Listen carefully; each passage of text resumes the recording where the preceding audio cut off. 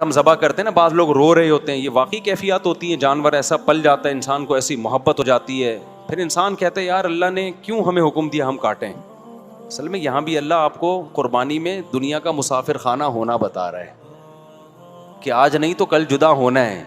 बाज़ लोग पालते हैं, हमारी वालदा ने बकरी पाली थी, वो बकरी बेचारी बीमारी में मर गई। वो इतनी वालदा को उस बकरी से और बकरी को हमारी वालदा से मोहब्बत हो गई थी कि जिस दिन वो बकरी मर रही थी हमारी वालदा हिचकियां ले लेके रो रही थी। यहां मैं एक गैर मुस्लिमों के लिए एक बात करना चाहता हूं। आज कुछ बिखरा हुआ खिचड़ी पका हुआ बयान हो रहा है तो चलने दो, कोशिश करूंगा टॉपिक पर रहूं मैं। बहुत से गैर मुस्लिम ये कहते हैं कि मुसलमान बड़े जालिम होते हैं, जानवरों को क्या करते हैं, बकरा ईद में काटते हैं, रहम दिल नहीं होते। ये बात 100% गलत है। हम जब जानवर पालते हैं ना तो हमें काटते हुए उस पर तरस भी आता है और हमारा दिल भी दुखता है। ऐसा नहीं है कि दिल नहीं दुखता। सवाल पैदा होता है फिर काटते क्यों हैं? भाई अगर तुम मशवरा देते हम नहीं काटते। ये हुक्म कौन दे रहा है? अल्लाह हुक्म दे रहा है। अल्लाह कह रहा है मेरी मोहब्बत और इसकी मोहब्बत में तरजीह किसको देते हो? अल्लाह के मुकाबले में, क्योंकि पैदा किसने किया है? अल्लाह ने किया है। तो हम उस अल्लाह को मानते हैं जिसके लिए हमें कुर्बानी देनी पड़े। जबकि आप जिस अल्लाह को मान रहे हो उस अल्लाह का सिवाय अर्श पे बैठा हुआ आपके साथ और कोई रिश्ता है ही नहीं। जब भी कोई आपसे मोहब्बत करता है तो मोहब्बत का इम्तिहान लेता है कि नहीं लेता? तो इम्तिहान लेता है तो अल्लाह भी। और फिर इसमें इन जानवरों का भी फायदा है। वक्ती तौर पे तो ये कट रहा है, किसी के काम आ रहा है, इंसानों का पेट भर रहा है। अगर ये ना काटते तो ये जानवर बूढ़े होके ऐसे तरस तरस के मरते जैसे कि गैर मुस्लिम ओल्ड हाउस में मरते हैं। नहीं आई बात मेरा ख्याल है समझ में। इंसान का बुढ़ापा तो औलाद की वजह से या रिश्तेदारों की वजह से अच्छा गुजर लेता है, वरना आज बूढ़े इंसानों को नहीं लोग पूछ रहे, गवर्नमेंट ख्याल कर रही है, तो बूढ़े जानवरों को कौन पूछेगा? ये गाय अगर बूढ़ी हो जाए और काटने पर पाबंदी हो कि इसके जब जवान है काट नहीं सकते, या बैल की बात कर लेते हैं, काट नहीं सकते, तो ये क्या होगी? बुढ़ापे तक पहुंचेगी कि नहीं पहुंचेगी? तो बुढ़ापे में तुम्हारा बाप इसका पेट भरेगा। अबे क्या हो गया? दोबारा से बात चीजें इतनी खिचपिच हो जाती है ना, समझ में नहीं आती। देखो ये जो गाय है ना या बैल है, ये वो जानवर है जिसका पेट इंसान भरते हैं। ये खुद से अपना पेट नहीं भर सकते, इनको बहुत ज्यादा खुराक चाहिए। हत्ता कि गांव देहातों में भी रहते हैं तो इंसान इनका पेट भरते हैं। जमीन पे चरने के लिए छोड़ेंगे तो इनके लिए स्पेशल घास लगानी पड़ती है। कुछ जानवर ऐसे होते हैं ना जंगलों में खुद ही पल जाते हैं। ये जो 4 किस्म के जानवर है ना, ऊंट, गाय, भैंस, बकरी, ये खुद नहीं पलते। ये हजारों साल पहले भी इंसान ही पालता आया है। इनका पेट कौन भरेगा? इंसान। हमें याद है एक दफा बकरीद में गाय भाग गई, 3 दिन के बाद मिली तो पेट चिपक के अंदर हो चुका था, उसका पेट ही नहीं भरा, क्योंकि कहां से खाती इतना। अरे बिल्ली तो गली मोहल्ले में घूमेगी, वहां से एक हड्डी खा ली उसने, एक कुत्ते ने इधर से कुछ खा लिया, पेट भर गया उसका। इनका ऐसा नहीं है, इनको पूरी पूरी देग चाहिए घास की। एक एक टाइम पे, एक टाइम भी ना मिले तो ये आधे हो जाते हैं। तो ये जानवर, 4 जानवर, ऊंट, बकरी, दुम्बा। और अच्छी आसान मिसाल देता हूं, ऑस्ट्रेलिया में 2-3 साल पहले 10,000 ऊंटों को शूट किया है वहां की गवर्नमेंट ने जंगलों में। क्यों? यहीं से इबरत हासिल करो कि इस्लाम ने कैसा बेहतरीन हुक्म दिया ऊंट को नहर करने का, कि ये तुम्हें काटना पड़ेगा।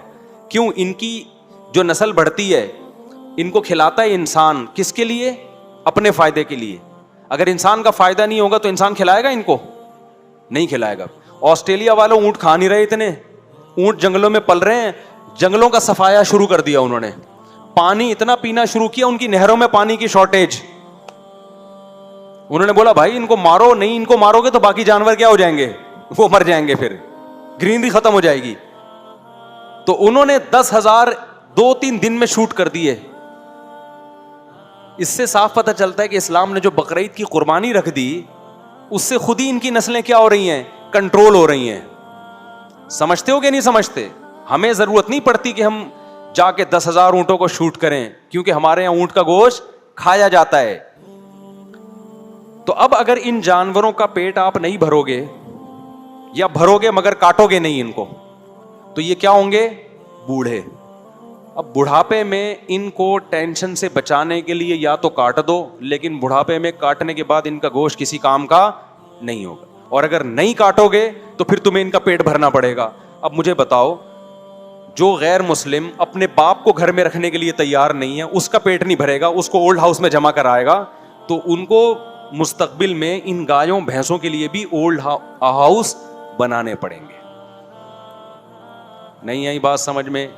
तभी आप जाओ, जिन मुल्कों में गाय काटने पर पाबंदी है ना, उनमें गायों का बुढ़ापा देखा करो कैसा हो रहा है। ऐसे सिसक सिसक के मर रहे होते हैं जानवर।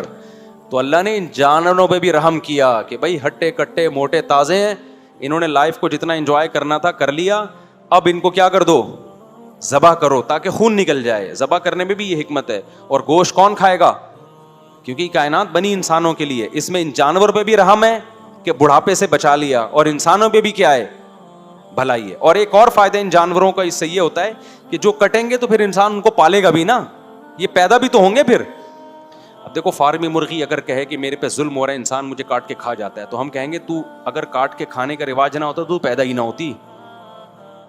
कौन इतनी मेहनत करता पोल्ट्री फार्म में कि अंडों से चूजे निकालता, फिर चूजों को बड़ा करता, फिर फीड खिलाता, फिर वैक्सीन लगाता। ये सारे काम तो इंसान ने अपने लिए किए हैं। तो तू ये ना देख तुझे काट के खा रहे हैं, तू ये देख अब तक तुझे जो जिंदगी मिली है वो किसके वो इंसानों की वजह से मिली है। तो ये जो अल्लाह सानी के बछड़े तैयार होते हैं और ये बड़े कट्टे मट्टे तैयार होते हैं कटने के लिए, तो इनका कटना तो गैर मुस्लिम को नजर आ रहा है। ये नजर नहीं आ रहा कि ये कटना छोड़ दें तो ये बिजनेस क्या हो जाएगा? खत्म। फिर ये पैदा भी नहीं होंगे, इनको पैदाइश भी खत्म हो जाएगी इनकी, यानी इतनी बड़े पैमाने पर पैदाइश भी आएगा। तो उनको मुस्तकबिल में इन गायों भैंसों के लिए भी ओल्ड हाउस बनाने पड़ेंगे। नहीं आई बात समझ में? तभी आप जाओ, जिन मुल्कों में गाय काटने पर पाबंदी है ना, उनमें गायों का बुढ़ापा देखा करो कैसा हो रहा है। ऐसे सिसक सिसक के मर रहे होते हैं जानवर। तो अल्लाह ने इन जानवरों पे भी रहम किया कि भाई हट्टे कट्टे मोटे ताजे हैं, इन्होंने लाइफ को जितना एंजॉय करना था कर लिया, अब इनको क्या कर दो? ज़बह करो ताकि खून निकल जाए। ज़बह करने में भी ये हिकमत है। और गोश्त कौन खाएगा? क्योंकि कायनात बनी इंसानों के लिए। इसमें इन जानवरों पे भी रहम है कि बुढ़ापे से बचा लिया, और इंसानों पे भी क्या है? भलाई है। और एक और फायदा इन जानवरों का इससे ये होता है कि जो कटेंगे तो फिर इंसान उनको पालेगा भी ना, ये पैदा भी तो होंगे फिर। अब देखो, फार्मी मुर्गी अगर कहे कि मेरे पे जुल्म हो रहा है, इंसान मुझे काट के खा जाता है, तो हम कहेंगे तू अगर काट के खाने का रिवाज ना होता तो पैदा ही ना होती। कौन इतनी मेहनत करता पोल्ट्री फार्म में कि अंडों से चूजे निकालता, फिर चूजों को बड़ा करता, फिर फीड खिलाता, फिर वैक्सीन लगाता। ये सारे काम तो इंसान ने अपने लिए किए हैं। तो तू ये ना देख तुझे काट के खा रहे हैं, तू ये देख अब तक तुझे जो जिंदगी मिली है वो किसके वो इंसानों की वजह से मिली है। तो ये जो अल्लाह सानी के बछड़े तैयार होते हैं और ये बड़े कट्टे मट्टे तैयार होते हैं कटने के लिए, तो इनका कटना तो गैर मुस्लिम को नजर आ रहा है। ये नजर नहीं आ रहा कि ये कटना छोड़ दें तो ये बिजनेस क्या हो जाएगा? खत्म। फिर ये पैदा भी नहीं होंगे, इनको पैदाइश भी खत्म हो जाएगी इनकी, यानी इतनी बड़े पैमाने पर पैदाइश